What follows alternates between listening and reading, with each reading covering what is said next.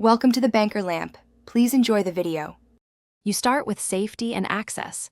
Disconnect the negative battery and wait 2 minutes to clear capacitors. Next, remove the front grille or access panel so you can reach the horn assembly. This matters because different DZire years place horns in different spots. Once open, visually inspect wiring and the horn mounting. Then grab your multimeter and 12V probe so you can test whether power reaches the horn.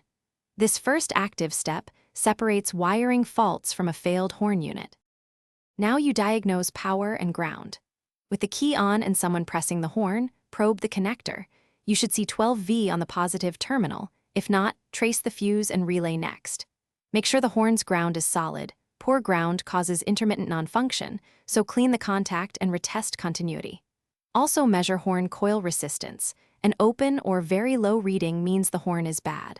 Once you identify whether the fault is supply, relay, ground, or horn, plan the replacement or repair. You complete the job by replacing the failed component.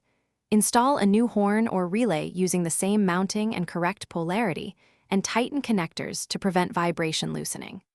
Once fitted, reconnect the battery and press the horn several times to confirm reliable sound and consistent 12V at the connector. If the horn still fails, focus on the steering column horn switch, the wiring harness from switch to relay, and the fuse box. Use the 12V probe to isolate where voltage disappears. Thanks for watching. If this was helpful, leave a like and consider subscribing. See you next time.